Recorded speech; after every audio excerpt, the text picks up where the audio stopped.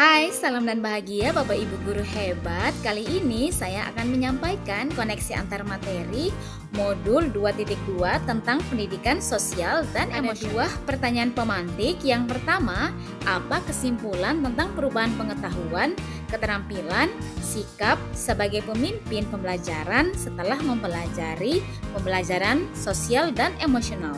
Yang kedua adalah apa kaitan pembelajaran sosial dan emosional yang telah saya pelajari dengan modul-modul sebelumnya. Kesimpulan saya tentang perubahan pengetahuan, keterampilan, sikap sosial sebagai pemimpin pembelajaran setelah mempelajari modul ini adalah pendidikan sosial emosional dapat menghasilkan pemimpin pembelajaran yang memiliki pengetahuan yang lebih baik tentang emosi, keterampilan berkomunikasi dan bekerja sama atau berkolaborasi yang baik, kemampuan mengelola emosi, sikap yang peduli dan responsif, kemampuan memfasilitasi pembelajaran yang berpihak kepada peserta didik, kepemimpinan yang efektif, dan dampak positif pada kesejahteraan psikologi diri sendiri, peserta didik, serta orang lain di sekitarnya. Guru sebagai pemimpin pembelajaran harus memahami dan menerapkan 5 kompetensi sosial dan emosional tersebut agar dapat menciptakan lingkungan yang nyaman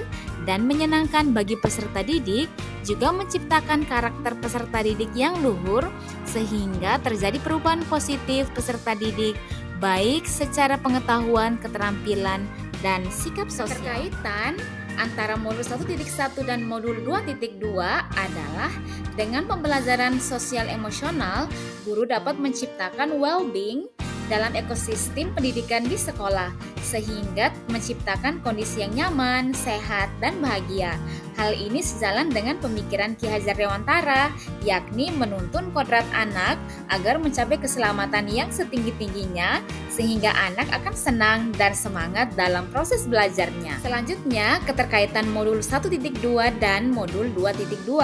Dalam pembelajaran sosial dan emosional, guru dapat menumbuhkan nilai dan peran pada guru dan murid dalam pengelolaan emosi sehingga nilai kemandirian dan pembelajaran yang berpusat kepada peserta didik serta peran guru penggerak sebagai pemimpin pembelajaran dan mendorong kolaborasi yang dapat tercapai dan berjalan dengan seimbang. Keterkaitan modul 1.3 dan modul 2.2 adalah dalam pembelajaran sosial emosional dapat mewujudkan visi yang diharapkan dengan melakukan prakarsa perubahan dengan memberikan pembelajaran kesadaran diri, manajemen diri, kesadaran sosial, kemampuan berelasi, dan pengambilan keputusan yang bertanggung jawab sehingga diharapkan dapat mewujudkan profil pelajar Pancasila. Keterkaitan modul 1.4 dan modul 2.2 adalah dalam pembelajaran sosial dan emosional, guru dan murid dapat mengenali dan memahami emosi masing-masing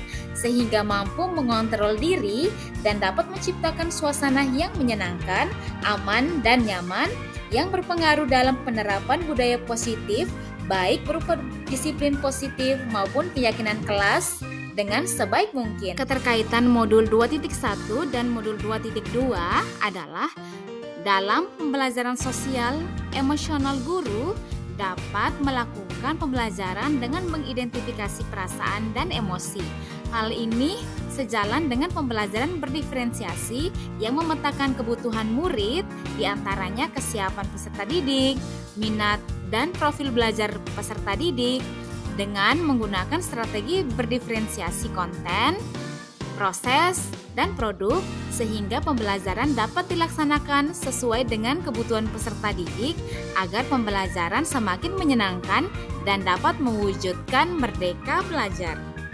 Ada beberapa pertanyaan lanjutan yang berikut adalah yang pertama, sebelum mempelajari modul ini saya berpikir bahwa setelah mempelajari modul ini, ternyata sebelum mempelajari modul ini saya berpikir bahwa kompetensi sosial emosional peserta didik akan terbentuk dengan sendirinya sejalan dengan pertumbuhan dan perkembangan mereka. Sehingga dalam pembelajaran di kelas saya lebih berfokus pada penyampaian materi pembelajaran saja. Setelah mempelajari modul ini, ternyata Pembelajaran berbasis sosial emosional perlu dilakukan untuk mengetahui seberapa kesiapan, ketertarikan, dan fokus peserta didik dalam memulai pembelajaran untuk mewujudkan pembelajaran yang berpihak kepada peserta. Pertanyaan lanjutan yang kedua adalah berkaitan dengan kebutuhan belajar dan lingkungan yang aman dan nyaman untuk memfasilitasi seluruh individu di sekolah agar dapat meningkatkan kompetensi akademik maupun kesejahteraan psikologis, well-being. 3 hal mendasar yang penting yang saya pelajari adalah yang pertama, 5 kompetensi sosial emosional melalui peningkatan perilaku positif.